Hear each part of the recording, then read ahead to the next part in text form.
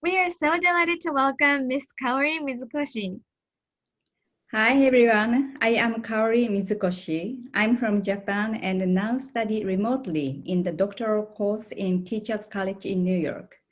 My field of study is adult learning and development. Thank you, Miss Kaori. Then could you tell us about your background? Sure. My professional background is not education. I worked in the information technology industry for over 20 years from the early 90s. I worked as a project manager of computer system development and internet-based services. I joined in the industry because I believed that information technology had a big potential to help people to thrive by providing the ways to get information as they wish. However, at some point, I wonder if it's not technology or amount of information, but people, each of us needs to learn how to process the information. That's one of the reasons that I went back to college to study education. The adult learning in this regard is not only to equip ourselves with the knowledge and skills, but also to learn the way to realize our well-being and social welfare. Such learning is acquired not only through the college education and vocational training, but also through our daily experiences in working, collaborating, parenting, and even becoming sick. The key is how we reflect on such first-hand experiences and how we make meanings from them to plan and act in the future. Thank you so much for your introduction. Then I'm curious to know, do you have any first-hand experiences related to nursing? Oh, sure. Yes, I do. Let me share one of my experiences that I had in Tokyo over a decade ago. When I was pregnant, I got a severe complication, and my daughter, who was born premature, was put in the NICU for over a month. She was put on oxygen, connected to the tubes for a week, and spent another 4 weeks in the unit. I still remember that moment that she was taken to the NICU right after I gave her birth. I felt guilty because I couldn't hold her until she became ready. And I even felt that I was a failure as a mother. But surprisingly, this period in NICU turned out to be a positive experience. The facility was open to parents 24/7, and we could visit our daughter anytime. We were always encouraged to take care of her, and the nurses were always around us, assuring if we are doing and feeling okay. And my husband became better at taking care of our daughter than I did, thanks to the nurses' support and encouragement. So this experience definitely influenced our sense of respective roles as father and mother, which has continued until today. We still recall this time with a sense of gratitude to the nurses, who greatly helped us to start our new life as parents. Wow, that's such an amazing story. Thanks for sharing. So currently, the global pandemic is affecting the whole environment and our lives. From your perspective, what do you think the pandemic changed in medical care? I understand that this pandemic directly affects the daily work and personal life of a great number of medical personnel, especially those who fight with the virus. I also understand that other areas of medical care have been affected more or less too. The other day, I talked with my friend, a medical doctor who had led a palliative care team for 15 years. This pandemic affected their operations too. As an example, he told me that the sudden suspension of the family visit to the hospital severely affected the entire section. Practices that involved the patient's families now need to be altered, and the patients often become deflated in the situation. According to him, it's a wake-up call for clinical institutes and experts to revisit their principles of the clinical care. I understand what he meant was not just about how they accommodate the current situation, but more importantly, it has to be deeply connected to their ultimate purpose of the care. This is a diagram of evidence-based practice that he shared with me. As you may know, this evidence is not limited to scientific research evidence, but there are two other types of evidence, such as clinical state and circumstances, and the patient's preference and action. I understand that these three areas of consideration change all the time, putting demand often conflicting with each other, and clinical experts dynamically respond to them to figure out what to recommend to their patients. Especially during this pandemic, the part of circumstances made the entire picture imbalanced. The situation of my friend's section is only one of the many cases. I heard some hospitals had to temporarily suspend the operation of some sections to deal with the COVID, and the patients of the section has to change hospitals.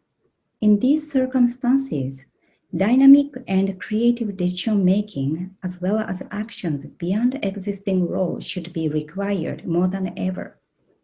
And these decisions and actions need to be rooted in the fundamental aim of the clinical care.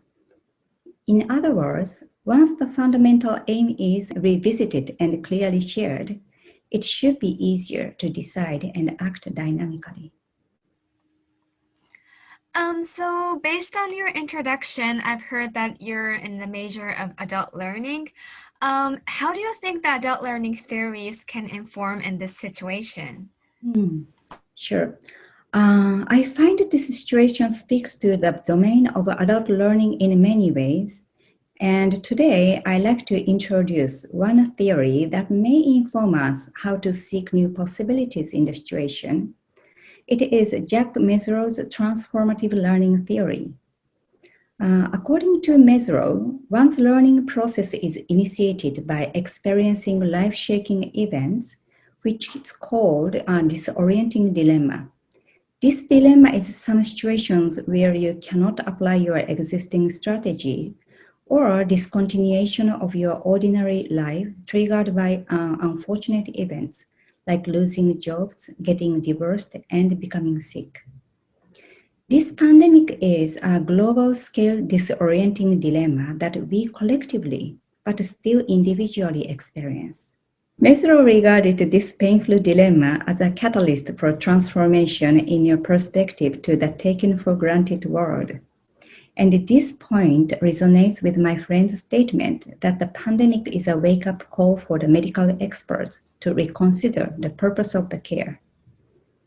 The disorienting dilemma is followed by the steps that urge you to deeply and critically reflect on your experience, like how you experience it and why you experience it in that way. The dilemma also asks you, like, what's your unconscious assumptions about your taken for granted and where they came from. In the next few steps of the learning process, you explore options to form new ways of acting and try out new roles. These steps shouldn't be done alone, but include the conversation with the others. And one of the necessary conditions in the dialogue is diversity in viewpoints.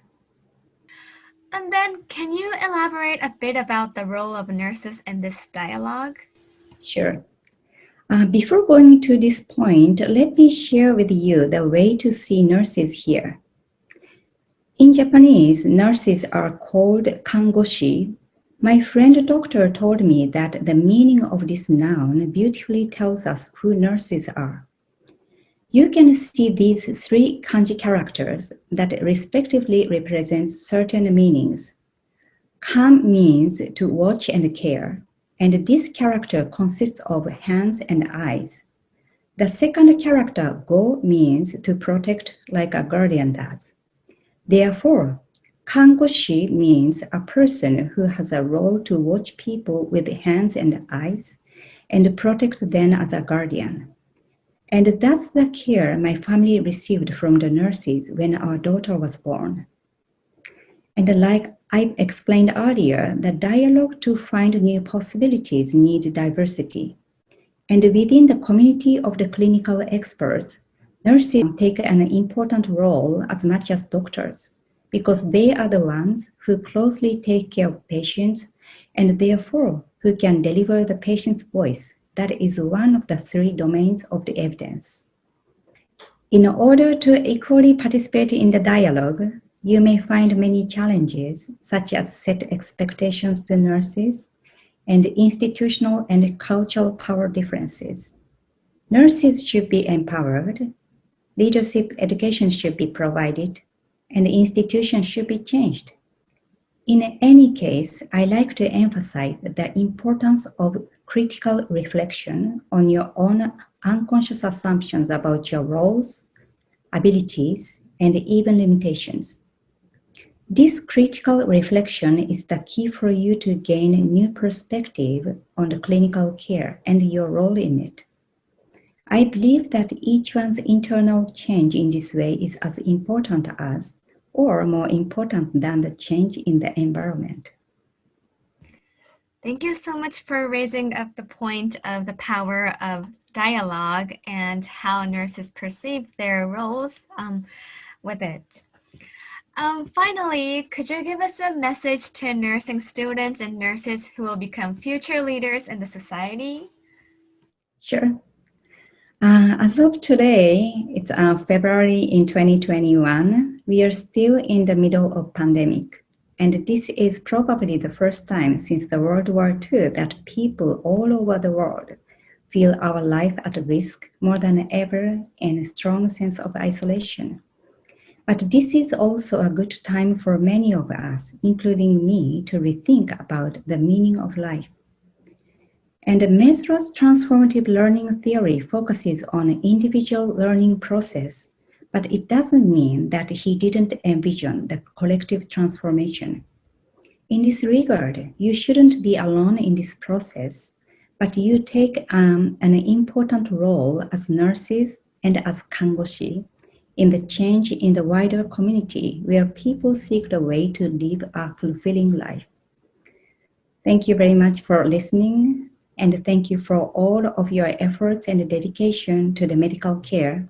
And I look forward to seeing you in the near future where the dialogue on nursing takes place in the broad community. Thank you.